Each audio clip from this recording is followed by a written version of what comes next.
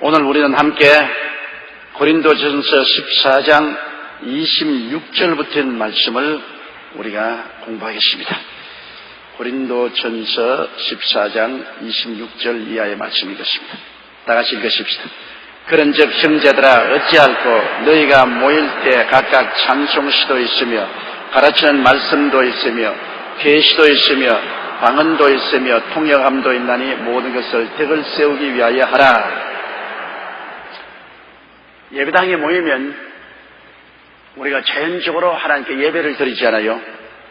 그런데 그때나 지금이나 예배당에 모이면 찬송시가 있잖아요. 우리 찬송 많이 부르지 않습니까? 우리 영산 싱거스들 앞에 나와서 찬송인도 잘하잖아요. 요 사이는 각 세계의 예배 형식이 이 자유분방한 찬송 예배가 굉장히 유행을 하고 있습니다. 싱스프레이션이라고 해서 영감을 따라 찬송을 부릅니다. 그래서 점점 옛날의 전통적인 이 성가대가 없어지기 시작해요. 지금 구라파나 미국에 가면 이 성가대가 없어져요. 그리고 모여가지고서 싱스프레이션이라고 해서 그런 싱거스들이 모여가지고서 아주 활기차게 찬송을 인도하는 그러한 찬송시가 유행을 하고 있는 것입니다. 하나님께서는 이스라엘의 찬양 중에 거하신다고 말했습니다. 하나님은 찬양을 굉장히 기뻐하십니다. 하나님은 불평원망을 무지무지하게 싫어하십니다. 불평원망하는 것은 사람도 듣기 싫지 않아요. 불평원망하는 아내 데리고 사는 남편 행복하겠어요? 불평원망하는 남편 데리고 사는 아내가 얼굴이 확 피어진 거 보았습니까? 늘 불평원망하는 자녀들을 거느린 부모는 그 마음속에 수심이 가득하지 않겠어요? 불평원망은 우리에게 슬픔을 갖다 주고 절망감을 갖다 주는 거예요. 그러나 찬양은 기쁨을 갖다 주고 찬양은 소망을 갖다 주고 찬양은 활기차게 합니다. 찬양은 하나님께 드리는 향기로운 제사가 되는 것입니다. 그러므로 교회가 정말 정상적인 예배를 드리려면 이 향기로운 제사를 많이 드려요. 찬양을 많이 불러요. 아주 활기차게 성도들이 함께 찬양에 참여해야 되는 것입니다. 이러므로 이 고린도 교회도 그들이 모일 때 찬송시가 있었고 또 가르치는 말씀도 있었고 가르치는 말씀. 성경 공부도 있었답니다. 성경 공부도 하고, 그 다음 계시도 있습니다. 계시도 있습니다. 하나님이 지혜의 말씀, 지식의 말씀이 문별의 연사를 통해서 또 우리에게 가르침을 주시는 계시도 있고, 또 방언도 있고, 또 방언 통역도 있고. 우리 한국에서는 방언과 방언 통역 예배가 별로 많지 않지만 주로 이 구라파나 미국의 오순절 교회에는 가보면 방언하는 사람이 일어나서 방언을 하고 그 다음 통역하는 사람이 일어나서 통역하는 이러한 예배 의식이 진행되고 있습니다.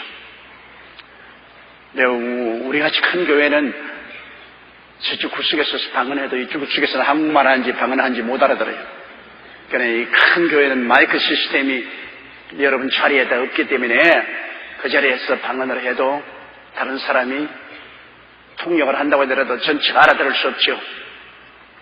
그러나 조그마한 모임에서는 그냥 마이크 없이 말을 하면 다 알아들을 수 있을 때는 성령의 역사함을 붙여서 방언의 메시지를 주시면 그 다음 또 방언의 메시지를 하면 또 하나님이 통역하는 사람의 통역을 주셔서 통역하는 이러한 은혜로운 예배도 있습니다.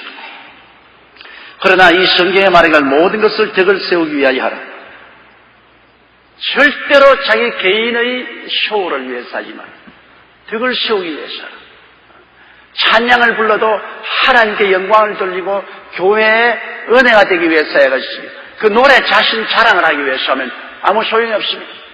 찬양은 하나님께 영광을 돌리고 교회의 은혜가 되기 위해서 하는 것이지 이 세상 쇼하는 데서 부르는 노래처럼 자기 노래를 자랑하고 자기 목소리를 자랑하려고 하면 그거는 아무 효과가 없는 것입니다.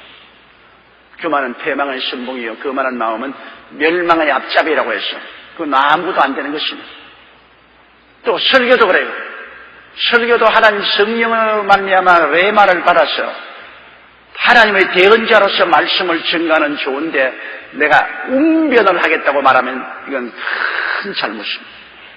설교는 웅변이 아닙니다. 설교는 하나님의 말씀을 받아서 성령으로 충만하여 말씀을 대언하는 것이 설교입니다. 그 말씀을 듣고 성도들이 회개하고 그러고 덕을 세우고 안위 받고 이렇게 하는 것이지 웅변 자랑입니다. 유창하게 내가 청산유수로 웅변을 해서 사람들에게 박수갈채를 받겠다. 이거는 하나님의 메시지가 아니죠. 이건 잘못하면 크게 왜곡될 수 있습니다. 히틀러 같은 사람 마귀의 영을 받아가지고서 독일 국민들을 웅변으로 사로잡았습니다. 전부 열광하게 만들어서 제2차 세계대전으로 몰아넣어서 5천만 명이 전쟁으로 죽었습니다. 이런 인간을 흥분시키는 인간적인 웅변, 이것은 교회 예배가 아닙니다. 교회 예배는 웅변이 아닙니다. 교회 예배 하나님 말씀을 전가하는 것은 하나님의 메시지를 받아서 성령의 영광으로 메시지를 전하는 것입니다. 하나님의 메시지를 전하는 것입니다. 주의 종이 있어서 하나님께로부터 받은 말씀도 없는데 자기 말을 하면 큰일 나죠. 내가 여러분에게 전에도 말했지만 제가 신학교 다닐 때 선생님 한 분이 오셔서 외국인인데 예언의 은사는 모든 사람에게 다 주는 것이므로 믿음으로 해라. 믿음으로 예언을 하라고 상당히 마음이 불안하더라고요. 자꾸 믿음으로 예언을 하라 그러는데 예언을 안 하면 은혜가 없는 것 같이 보이고 예언을 하자니까 할 말이 없고 하나님께로부터 메시지를 받아야 예언을 하지 아무것도 안 받았는데 어떻게 메시지 합니까? 그런데 그게 아주 북한에서 혈혈단신으로 피난 나와서 나머지 무슨 살이 하다가 중학교 겨우 졸업 맞고 신학교에 들어온 유아무개라는 분이 있었는데 자꾸 그렇게 하니까 이놈이 용기를 내서 나서 내 사랑하는 백성들아, 내 사랑하는 백성들아. 그래도 가만히 있어요. 그럼 또 나의 사랑하는 아들, 딸들아, 내 사랑하는 아들, 딸들아. 한참 전 할 말이 없네. 그것을 올라치자 듣습니다. 그 무슨 메시지입니까? 내 사랑하는 백성들아, 아들들아, 딸들아 해놓고 할 말이 없다고 주저앉아버리니 그 창피하기 짝이 없지 않습니까? 근데 그 사람은 말이 맞지. 나중에 수업 마치고 난 다음 쥐어 박히고 애들에게 창피하겠네. 선생님이 자꾸 예언하라 해서 일어나서 믿음으로 해보네. 입을 열기는 열었는데 할 말이 하나도 없지 않냐고. 하나님이 메시지를 주시지 않은데 자기가 말을 하면은 그거는 위선자가 되고 거짓 선지자가 되지 않습니까? 하나님께로부터 기도해서 성령으로 말미암아 메시지를 받아서 해야 하나님의 대변자가 되죠. 그러므로 복음 전도라는 것은 하나님의 대변자가 되는 것이지 교인들의 마음을 사로잡기 위해서 현혹하기 위해서 웅변하는 것 절대로 아닙니다. 그렇기 때문에 성도들은 강단을 잘 분별할 줄 알아야 돼요. 정말 하나님 말씀을 대언하느냐 그렇지 않으면 현혹해서 웅변하는 거예요. 요사이 여러분 소위 내가 말하는 소위입니다. 정상적인 말고 비정상적인 기도문을 세워놓고 자기는 40일 기도했다, 자기는 100일 기도했다, 자기는 하나님과 직통한다는 사람들이 사람들 갖다 놓고 난 다음 고등점을 치는 사람들이 많습니다.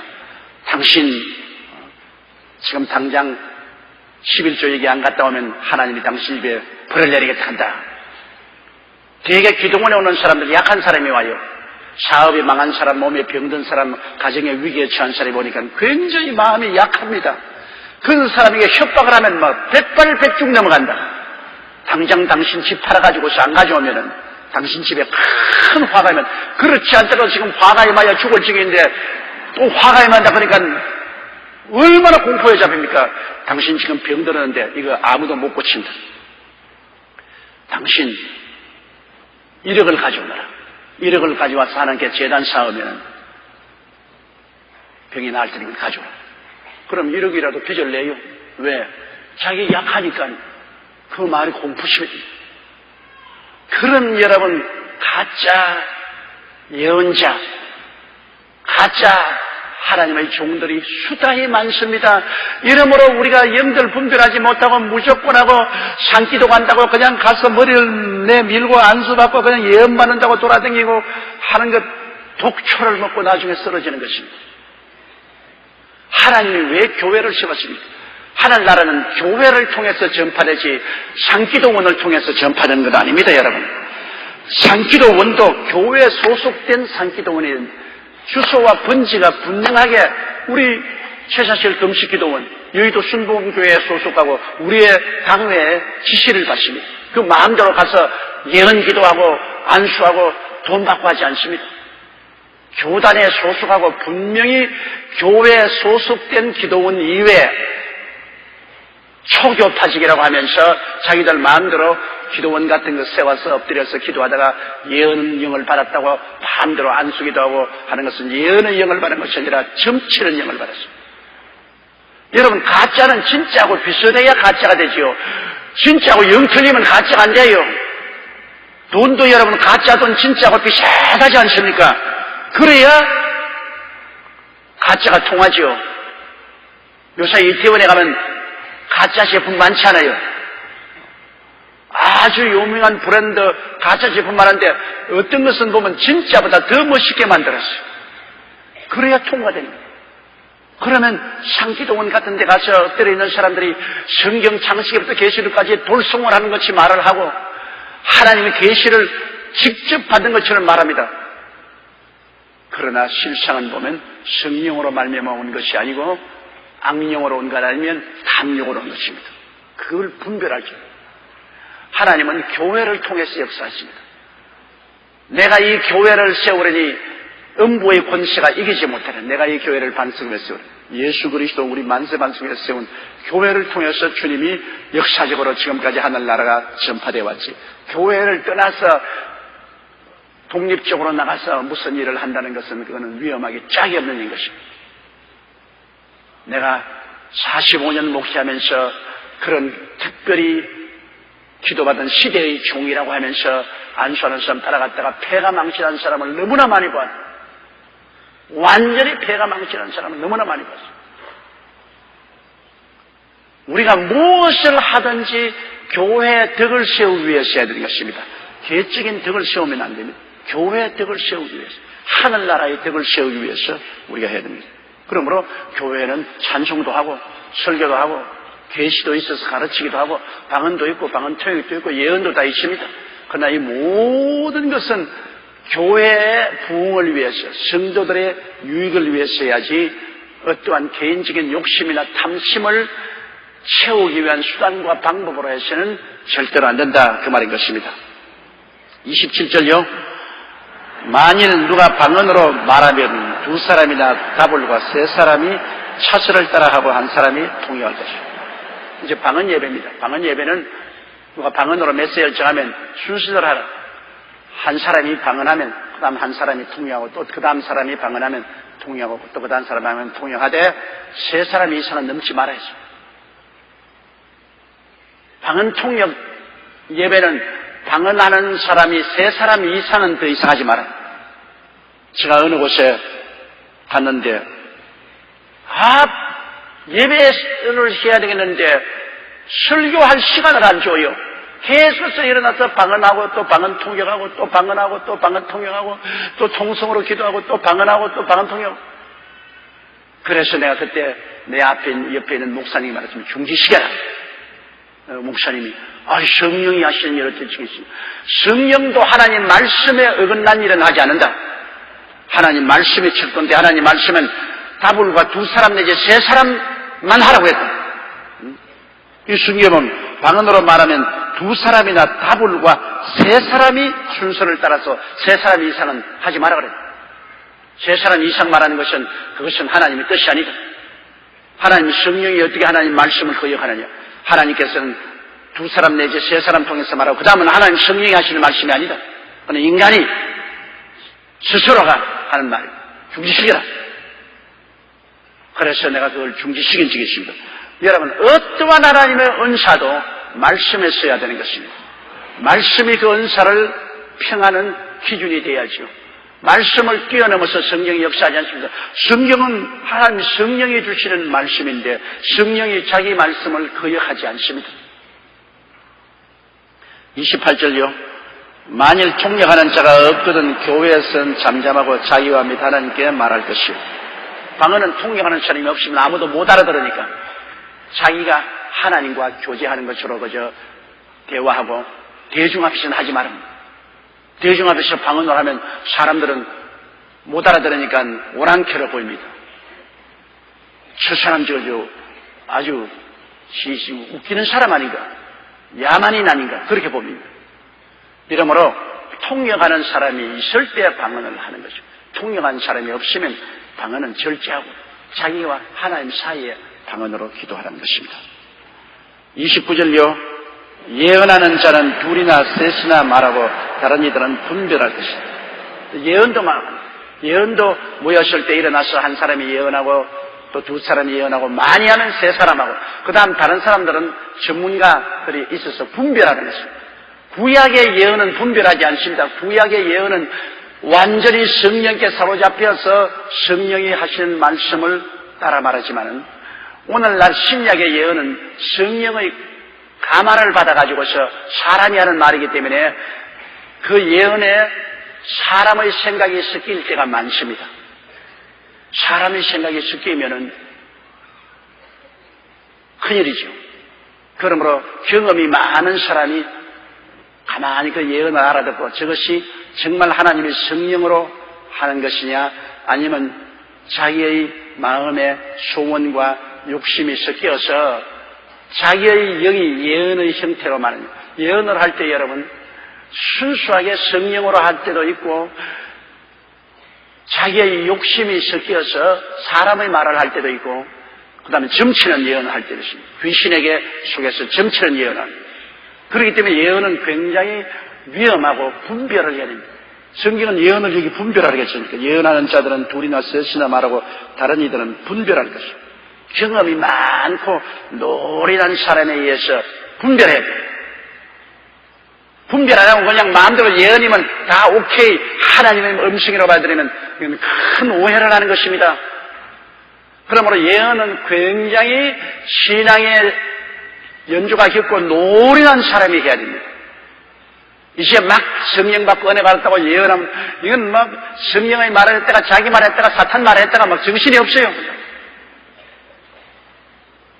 이러므로 교회는 예언 때문에 교회가 분열된 교회가 많습니다. 예언을 잘못해가지고서 교회를 분열시켜요.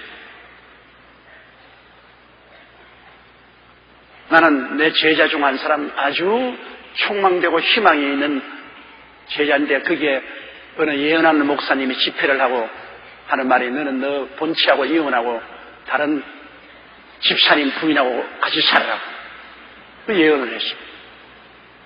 그래서 아들이 둘이나 있는 본처를 이혼하고 그 교회에 나오는 집사님 부인을 빼앗아가지고서 또 그 부인도 또 웃기는 게 그 예언한다고 또 자기 남편하고 이혼하고 그 목사하고 결혼했어. 그래가 뭐 박살나버렸지. 예언 잘못 받아가 교회가 풍지박산이 됩니다. 그건 사탄 아닙니까? 하나님 말씀에 입각하지 아니하는 예언은 예언이 아닙니다. 그런데 그런 예언을 하고 다니는 목사가 더 있고 부흥사도 있어요. 그러므로 예언은 반드시 분별해야 됩니다. 예언은 반드시 말씀을 통해서 분별해야 됩니다. 내가 불광동에 있을 때 그게 나오는 우리 자매님, 권사님이 계시는데 그 집 딸이 아주 키도 크고 미스 코리아 빤칠만치 미인이었었어요. 그런데 이대를 나오고 취직을 해서 다니는데 그 권사님이 하루 날 좀 만나자 그러지만은 그때 내가 총각이었는데 같이 기도를 하자. 기도를 막 하더니만 예언을 하더라고. 내 사랑하는 아들아, 내 사랑하는 아들아. 내가 너를 위해서 훌륭한 배필을 예비했는데 바로 내 딸이 당신의 배필이 될 것이다. 하나님의 말씀이니라. 그런데 그렇게 기도를 하는데 내 속에는 성령께서 아니다, 거짓말이다. 인간적으로 말하면 굉장히 아주 출중한 미인이었었습니다. 그리고 나 같은 천막교회 가만히 깐 전도사가 감히 쳐다볼 수 없는 집안도 잘 살고 했는데, 그런데도 그렇게 이야기하는데 내 속으로는 아니다. 그래서 내가 나중에 전도사님, 보세요, 하나님이 예언하시지 않은 내 입을 통해서 우리 딸하고 결혼하라고. 나는 첫째, 당신 딸하고 나하고 맞지가 않습니다. 왜냐하면 당신들은 잘 살고 당신의 딸은 인류대학을 나오고 나는 인류대학도 못 나오고 나는 못 살고 나는 아무것도 없습니다. 그뿐 아니라 내 마음속에 공감이 안 갑니다. 하나님의 예언의 말씀을 갖다가 무시하면 어떻게 하려고 큰 벌 받는다고 그랬습니다. 그래도 내 마음에 공감이 안 갑니다. 그런데 나중에 그 아가씨가 폐병 걸려 죽어버렸어요. 내가 만일 그 예언을 믿고서 그 아가씨로 결혼했더라면 박살났어. 그냥 죽어버렸어요. 그냥. 피를 많이 토하고. 근데 그때 그 생각이 머릿속에 탁합니다. 그러므로 예언이라는 것은 분별해야 돼요. 예언이라고 해서 그대로 따라가면 안 되죠. 30절요. 만일 곁에 앉은 다른 이에게 계시가 있거든 먼저 하던 자는 잠잠할지어다. 한참 예언을 하는데 옆에 있는 다른 사람에게 하나님 특별 계시가 옵니다. 무슨 계시가 오냐? 제가 아니다. 중지시켜라. 제가 잘못 말한다. 중지시켜라. 분별의 영이 오면 중지시켜야 됩니다. 왜냐하면 잘못된 예언을 하면 믿음이 약한 사람들이 그것을 순수하게 받아들이고 아멘하고 그대로 했다가 박살난 사람 많잖아요. 그러므로 일어나 예언할 때 옆에 있는 사람에게 하나님 계시가 임하요. 제가 아니다. 나도 그런 경험이 여러 번 있어요. 제가 아니다. 그러면 그 중지시켜야 돼요. 그대로 내버려두면 큰 문제를 일으키는 것입니다. 31절이요. 너희는 다 모든 사람으로 배우게 하고 모든 사람으로 권면을 받게 하기 위하여 하나씩 예언할 수 있느니라. 예언할 때 그냥 서로 다투어가지고 이쪽에도 말하고 저쪽에도 예언하고 아주 복잡하게 무질서하게 하면 안 돼요. 예언 방언을 하고 방언 통역을 하더라도 순서대로 해서 모든 사람이 조용히 듣고 배우게 하고 예언도 한 사람 세 사람까지 차수를 따라서 하고 그리고 모든 사람으로 덕을 얻게 해야 되는 것입니다. 모든 사람으로 권면을 받게 하기 위하여 하나씩 예언할 수 있느니라. 32절요. 예언하는 자들의 영이 예언하는 자들에게 제재를 받나니. 보십시오. 예언의 영을 받아도 하나님은 질서의 하나님이기 때문에 절제하면 절제를 받습니다. 그것도 한 사람 방금 교회 설교하는데 일어나가지고서 하나님이 내게 은혜를 주셔서 지금 예언하느니라. 그러면 앉으라고 지금 설교하고 있는데 앉으라고. 성령을 쾌방하는 자요. 내가 당했기 때문에 내가 그 일을 하는 거예요. 성경에는 보십시오. 예언하는 자는 예언하는 영은 예언하는 자의 제재를 받습니다. 절제를 받아요. 절제 없는 예언은 그건 무질서한 거예요. 그런 일 제가 옛날에는 종종 당했습니다.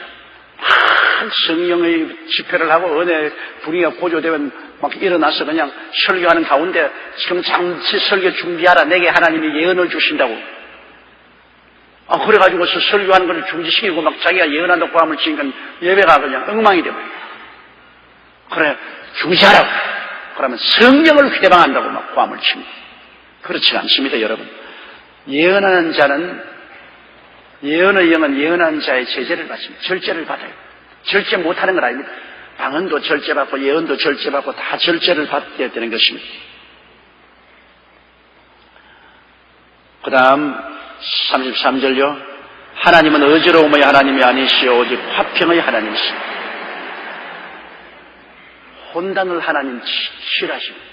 성경에 보십시오. 처음에는 하나님이 안 계시던 땅이 공허하고 혼돈하며 흑암의 기품을 있을 때 하나님의 신이 수면에 운행하시자 화평이 왔습니다. 어두움 대신에 빛이 오고 무질서 대신에 질서가 오고 죽음 대신에 생명이 오고 추 대신에 아름다움이 오고 가난한 대신에 부요가 왔습니다. 하나님은 화평의 하나님이지 무질서의 하나님, 고통의 하나님, 좌절과 절망의 하나님이 아니신 것이 예배의 분위기는 더구나 더 화평의 분위기, 성령이 임하여서 아주 질서정연하게 화평하게 예배를 드려야 되는 것입니다. 그 다음 34절요.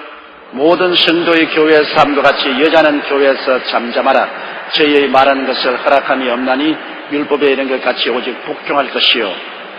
자, 이 문제는 정말로 신학적으로 논쟁을 많이 하고 굉장히 해석하기가 힘든 것입니다. 모든 성도의 교회에서 함과 같이, 전체 교회에서 함과 같이 여자는 교회에서 잠잠하라. 저희 말하는 것을 허락함이 없나니 율법에 이른 것 같이 오직 복종할 것이요. 그럼 율법에 이른 것 같이 오직 복종할 것이요 하는 것은 아담과 하와가 타락하고 난 다음에 성경에 주님께서 하와를 보고 너는 남편을 순종할 것이요, 남편은 너를 다스릴 것이라지. 그건 율법에 있는 것입니다. 그러나 이게 성경에 말한 고린도 교인들에게 여자는 교회에서 잠잠하고 또 말하는 것을 허락하지 않는 것은 하나님의 계시지만은 말씀이지만 시대적인 정황에 따른 묵시와 계시라는 것을 우리가 알아야 되는 것입니다. 고린도 그 시대에는 여성들이라는 것은 거의 교육을 받지 않았어요. 아주 무식하죠. 사회적으로 그렇게 여성들은 교육을 받도록 안 돼 있으면 무식하죠. 그리고 사회적인 지위가 없습니다. 굉장히 사회적으로 낮은 지위에 있었습니다.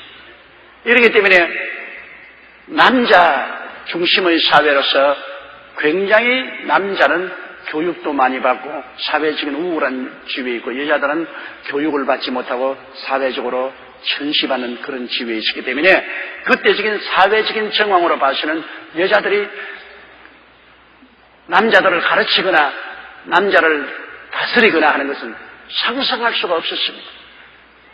그런 사회적인 정황을 우리가 알아야 됩니다. 배경을 알아야 됩니다. 그런데 그와 같은 상황 속에서 여자들이 일어나서 교회에서 가르친다고 일어나고 그 다음 남자들을 지배한다고 일어나고 하면 교회에 대한 대외적인 이미지가 아주 절단이 납니다. 그리고 사람들은 교회를 안 올 것입니다.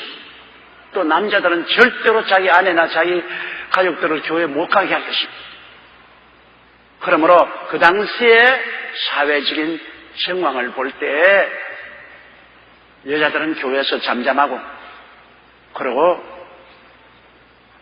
남자들에게 가르침을 받도록 하는 그러한 것은 한시적으로 하나님이 주신 명령이라고 저는 확신을 하고 있습니다. 예를 들어 말하면 여러분 환례의 법 있지 않습니까? 유대인 나라에서는 모든 애들이 태어나면 8해 만에 환례를 받은 아브라함에게 그 명령하는 것입니다. 그러나 그 환례는 예수 그리스도의 십자가 죽으심과 부활하신 이후로는 철폐되어 버렸습니다. 환례는 절대적인 명령입니다. 하나님께서 아브라함의 자손들에게 반드시 환례를 받았습니다. 환례 받지 아니하면 하나님께 심판을 받았습니다. 그러나 그러한 하나님의 엄한 명령도 한시적인 것이 있습니다. 예수 그리스도의 십자가에 죽음다 부활하심으로 말미암아 할례제나 무할례제나 다 똑같이 예수를 믿음으로 구원을 받는 것이기 때문에 할례의 효과가 없었습니다. 또 안식일도 보면은 토요일날 안식일을 지키는 것은 이스라엘 민족에 준 절대 명령입니다. 안식일 안 지키면 죽였어요. 아주 엄한 명령이 안식일의 명령, 토요일날 안식일을 지키는. 그러나 오늘날에 예수님이 죽었다가 부활하시고 난 다음 우리는 주일을 지킵니다. 예수님께서는 주일날 부활하셨습니다. 오순절날 성령도 주일날 임하셨습니다. 그러므로 이제는 우리가 토요일날 안식일로 지키는 게 아니라 예수 그리스도 안에서 우리는 부활의 날 주일날을 우리가 지키고 성령 강림한 주일을 지킵니다. 왜? 성경은 말씀드린 예수께서 나는 안식의 주인이라고 말씀하셨습니다. 예수님이 안식의 주인이에요. 그러므로 안식은 예수 그리스도의 그림자입니다. 예수 그리스도를 믿음으로 얻는 우리 마음의 평안의 그림자인데 예수님이 죽었다가 부활하셔서 주일날 제자들을 만나러 나타나셨어요. 그래서 우리는 주일날 지킵니다. 그러므로 안식일을 지키지 않으면 죽임까지 당한 그 법도 한시적인 법이었었습니다. 영원한 법은 아니었었습니다. 또 머리에 쓰는 것도 그렇습니다. 요사이 누가 머리에 쓰고 돌아다니냐, 여성들이. 그러나 그 당시에 초대교회 때는 모든 여성들이 머리에 썼습니다. 우리 어릴 때도 우리 할머니도 머리에 썼어요. 밖에 나갈 때 머리에 이렇게 쓰시고 나갔어요. 그때는 남존 여비 사상이 극도에 처한 처지라 여자들은 언제나 남자의 수하에 있다는 것을 공표하기 위해서 머리에 쓰고 다녔었어요.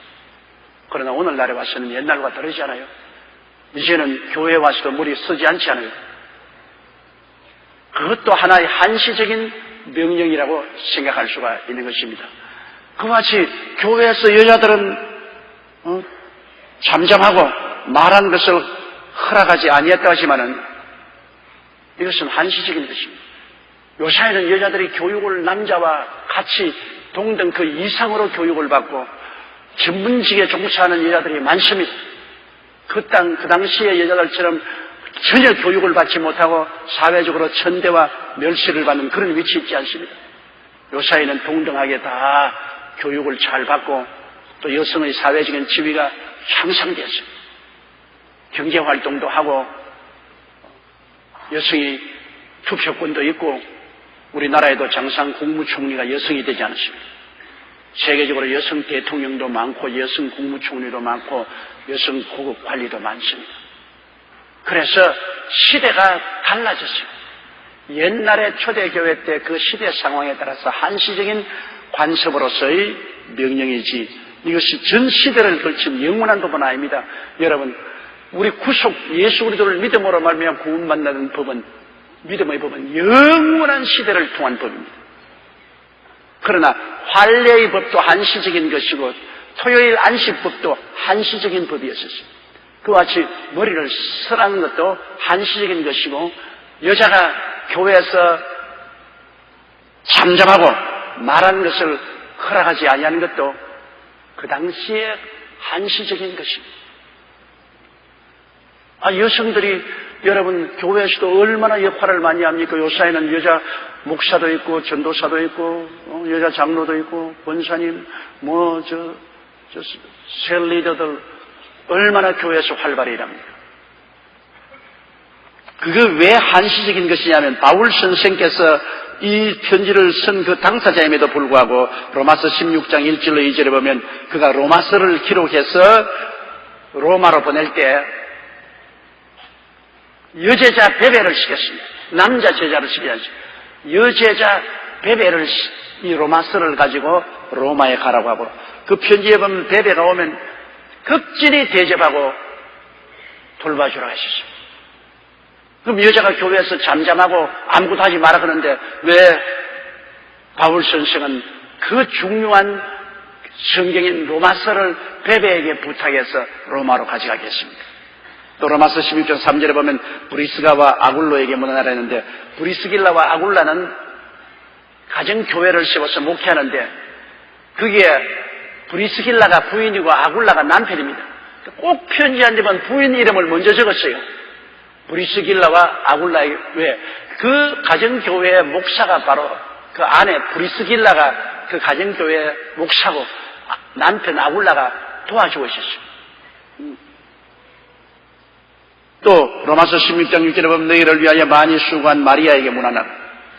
그들을 가정교회에 많이 수고를 하고 일한 마리아에게 문안하라. 그럼 마리아가 교회에서 잠잠하라 해서 입 다물고 눈 다물고 어떻게 교회에 일을 해요?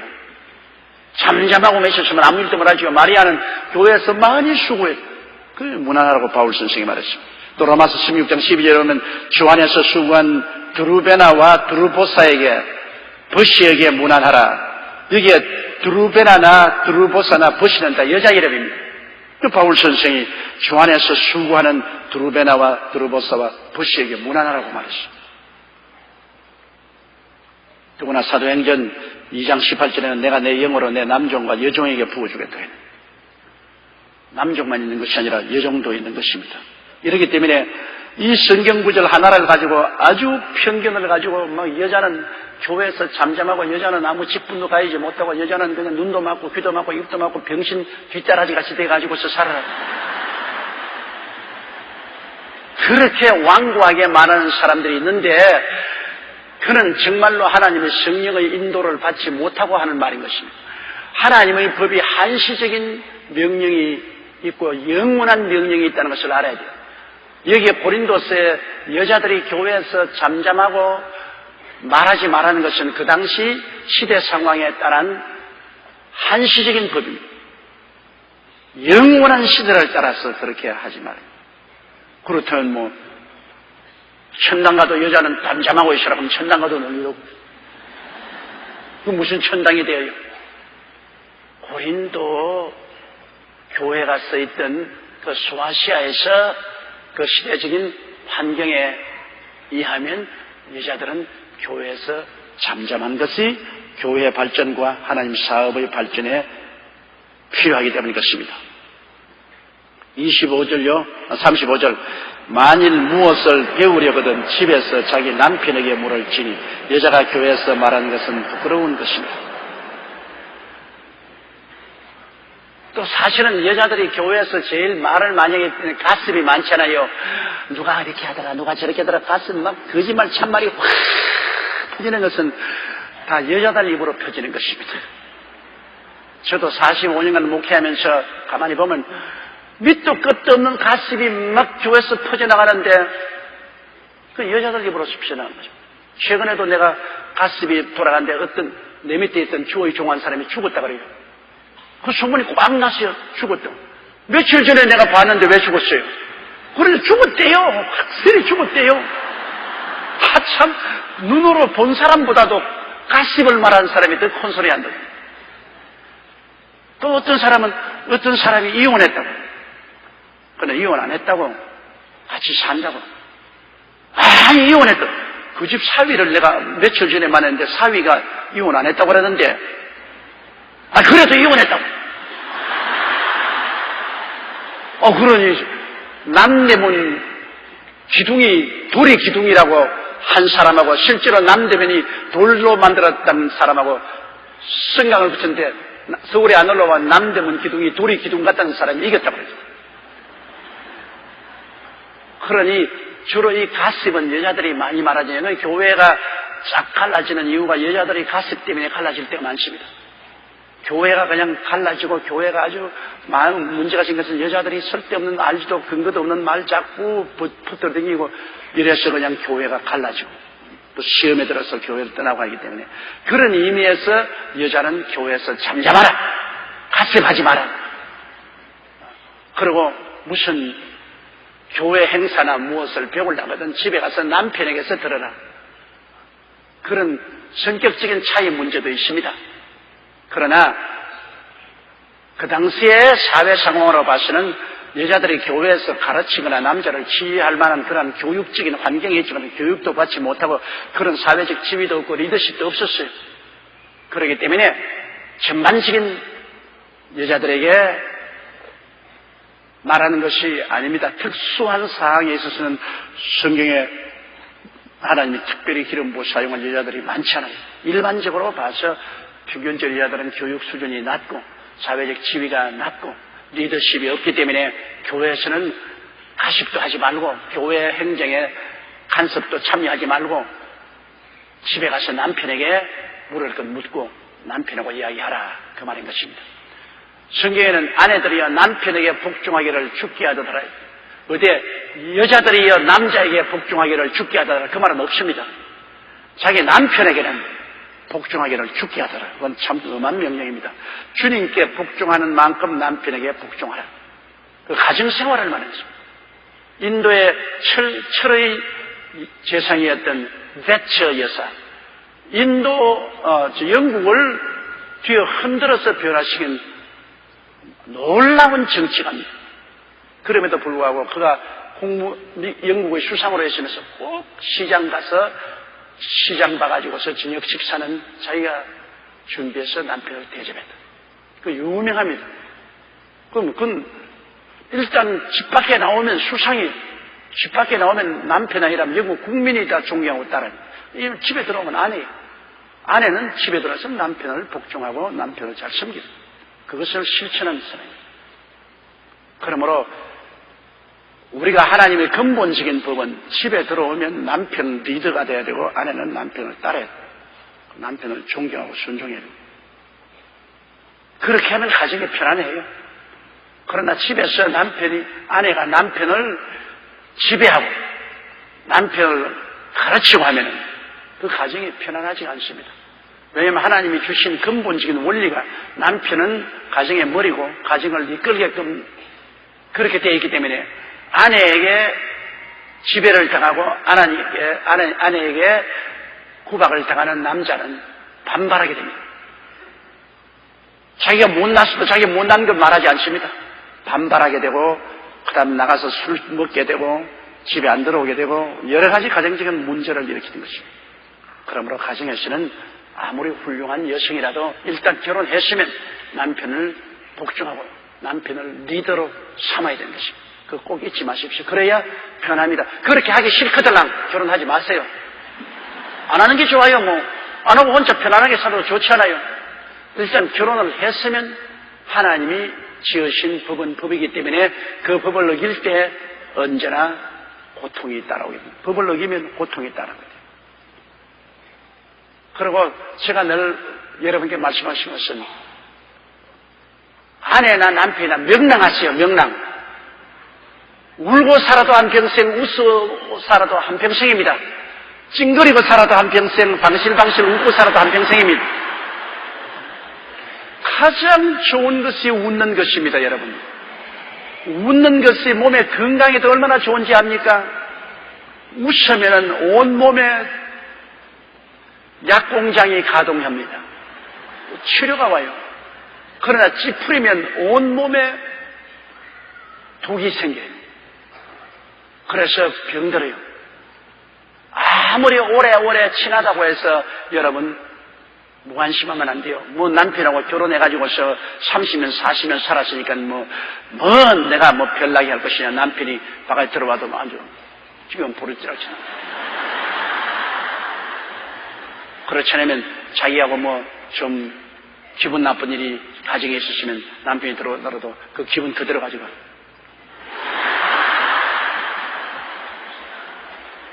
만정이 떨어진다고. 만정이 떨어져. 여러분 한번 생각해보세요. 여러분 집에 있는데 남편이 퇴근하면서 지금 가방 던져놓고서 그냥 텔레비 틀어놓고서 그냥 그대로 앉으시면 온 집안이 그냥 완전히 얼음판입니다. 그러나 남편이 집에 들어오면서 오늘 잘 있어. 별일 없지. 수고했지. 고생 많이 한다. 뭘 내 좀 도와줄까? 그러면 부인이 도와줄 거 있어요. 그냥 씻고서 앉아있으면 제국 준비할게. 그 말 한마디에 얼마나 서로 화평합니까? 왜 찌푸려요? 왜 찌푸려?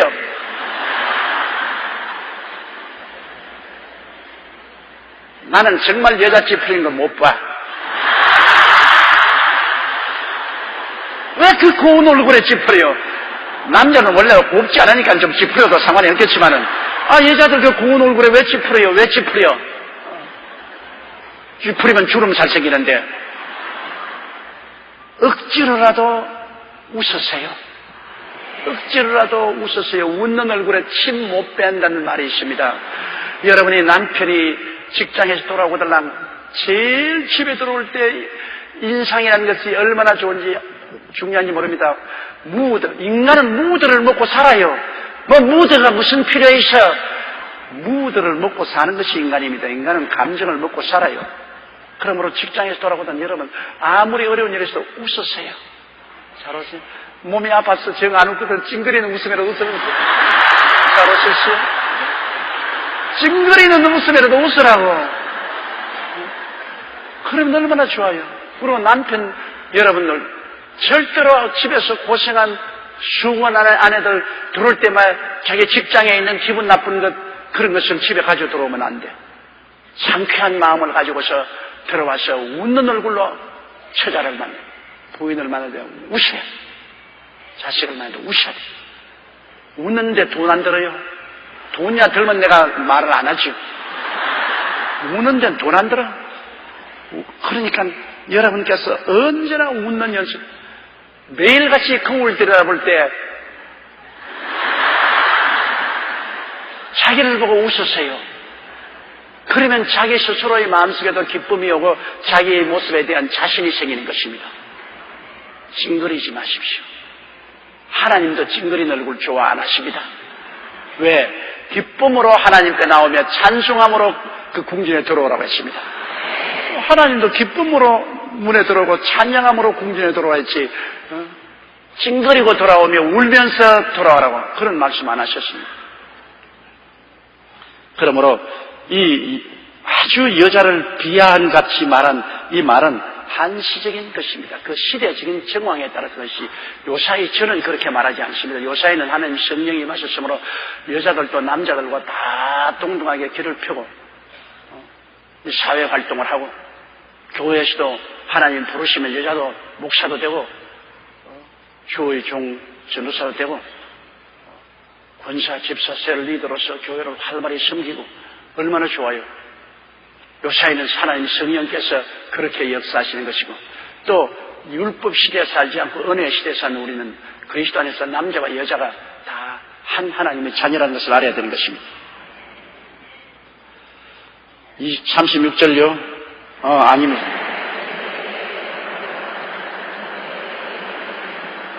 하나님의 말씀이 너희에게로부터 난 것이냐 또 너희에게만 임한 것이냐.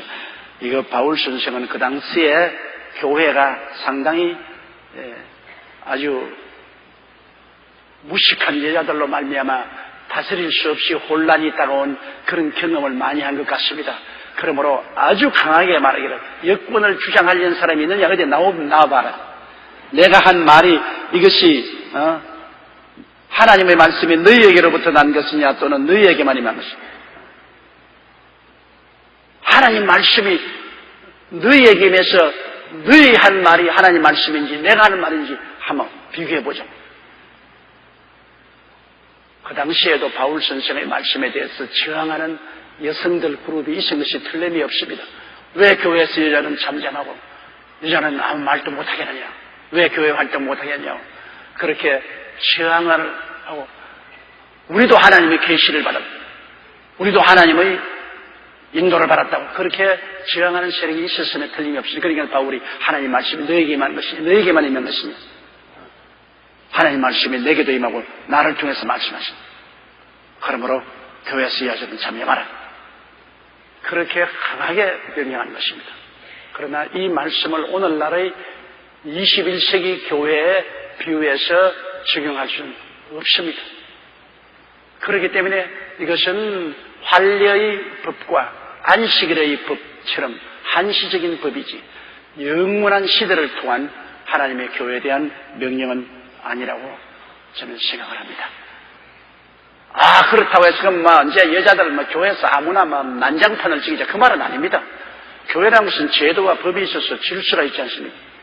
교회는 당회가 있고 재직위가 있고 그 다음에는 집사가 있고 셀리도 있고 조직이 있지 않습니까? 우리가 조직 안에서 우리가 맡은 바 사명을 얼마든지 다 할 수가 있는 것입니다. 지금 12시지. 조금만 더 하십시오. 39절요. 그런즉 내 형제들아 예언하기를 사모하며 방언 말하기를 금하지 말라. 예언은 왜냐하면 잘하면 권면하고 아니하고 위로하는 것이기 때문에 굉장히 덕을 세운단 말입니다. 그럼 예언하기를 사모하라는 거죠. 그러므로 여러분께서도 하나님이여 나에게 성령 충만이 있어서 예언의 영을 허락하여 주옵소서. 내가 가르칠 때도 예언적인 성령의 영감을 가지고 가르치면 권면하고 아니하고 위로하는 거 참 좋죠. 그러나 점치는 일은 절대로 해서는 안 됩니다. 여러분. 나는 예언의 영을 받았다고 해서 각 사람들 불러놓고 점을 치는 것은 아닙니다. 점치는 것은 절대로 예언이 아닙니다.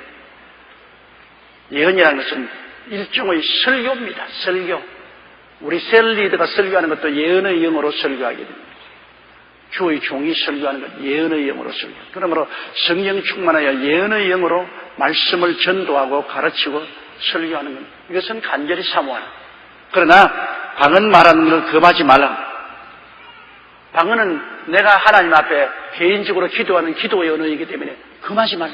오늘날 많은 교회에서 방언을 금하고 있는데 그것은 하나님이 말씀에 어긋나는 것입니다. 방언은 많이 해서 내가 하나님 사이에 신앙의 덕이 쌓아지면 우리에게 좋은 것입니다. 40절요. 모든 것을 적당하게 하고 질서대로 하라. 왜 적당하게 하고 질서대로 하려면 아무리 좋은 것도 도가 넘으면 안 좋지요. 밥이 좋다 해서 너무 많이 먹으면 배가 터지지. 계란이 좋다고 해서 너무 많이 먹으면 콜레스테롤로 말미암아 심장혈관이 막히고 뇌혈관이 막히지. 옛날에 우리 한국에 무식할 때 뼈구물이 좋다고 해서 뼈를 푹 꼬아가지고서 우연 물을 하면서 꿀떡꿀떡 마시고 얼굴이 벌게서 배가 턱 나면 와 건강하고 좋다. 무식이 땅보다 뜨겁지 뼈구물은 완전히 콜레스테롤 투성입니다. 콜레스테롤은 뭐랍니까? 혈관벽을 막히게 하는 거예요. 심장혈관벽이 막히고 뇌혈관벽이 막히면 심장마비가 걸리고 뇌경색이 걸려서 죽지 않아요. 그래 옛날 부자들 막 한낮으로 소백다기 갖다 가지고서 그냥 푹 와가지고서 뿌연 물 들어 마시고 좋다. 얼굴이 벌는 것은 콜레스테롤이 많아서 피가 잘 안 통해가 얼굴이 벌겋다고요. 얼굴이 벌하면 핫바지에 손 떼놓고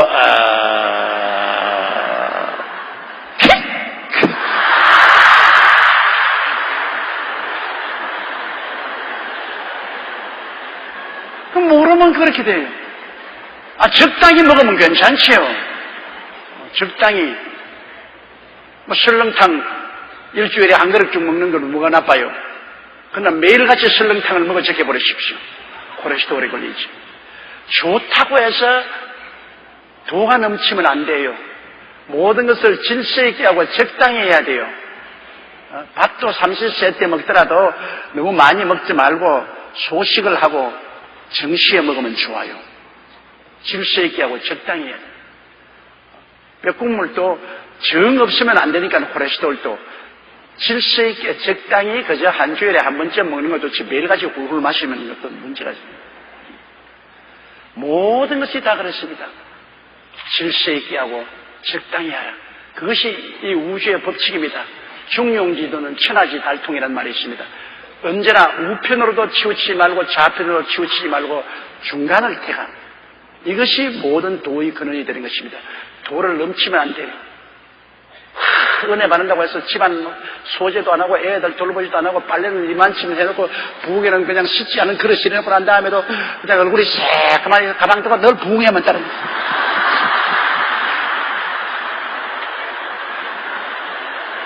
그게 결국 신령한 게 아니라 산신령이에요. 산신령. 질서 있게 하고 적당히 해야지. 가정 주부면 집안 소재도 하고 빨래도 해놓고 애들도 돌보고 그러고 난 다음 시간을 잘 정리해서 적당하고 질서 있게 교회도 나가고 부흥회도 나가야지. 막 한 곳에 집중해가지고서 자기의 할 의무와 책임을 다 던져버리면 그건 절대로 안 되는 것입니다. 치우치지 말아요. 자로도 치우치지 말고 우리도 치우치지 말아요. 질서 있게 적당히. 나는 여러분 주일날 교회 나오고 수요일날 교회 나오는 걸 감사하게 생각하고 또 여러분 구역 예배도 시간 내어서 나가는 것 참 감사하게 생각합니다. 그러나 일주일 내내 교회가 살아라고 말 안 합니다. 그러면 그건 질서를 무너뜨리고 적당하게 하지 못하는 것이 되어요. 우리가 가정생활을 언제나 하면서 교회에 봉사하고 섬겨야 되는 것입니다. 아직 가정을 던져버리면 안 되는 것입니다. 옛날에 한 사람이 우리 교회 교육자로 들어오게 돼서 내가 인터뷰를 했는데 내 앞에 앉아서 내가 열심을 다하여 24시간 있는 힘을 다해서 교회를 섬기고 교목사님 목회를 돕겠습니다. 사람이 착실하게 보여요. 그래서 가족 관계는 어떻게 되니까 아내와 뭐 자식이 몇 사람이 되겠 그럼 그 사람들은 어디 되니까 분토와 같이 버렸습니다. 그러더라고요. 근데 내가 뭐 어째 분토와 같이 버렸다니 하나님의 사업을 위해서 긁어치는 것은 분토와 같이 버리는 겁니다. 그래, 내가 하도 기가 막혀서 자기는 그렇게 하면서 내게 점수를 많이 얻을 줄 아는 생각하는 거지. 그러고 막 웃기게 내가 나도 당신을 분토와 같이 버리노라. 자기 가족을 돌보지 않은 자는 불신자보다 더 악하다고 성경에 말합니다. 처자를 다 버려버리고 그냥 당신이 주의 종으로서 뛰라 하면 아예 처음부터 결혼하지 말지 왜 결혼했냐. 모든 것을 여러분 질서 있게 하고 적당히 해야 되는 것입니다. 그렇게 하면 하나님 앞에 복을 받게 되는 것입니다.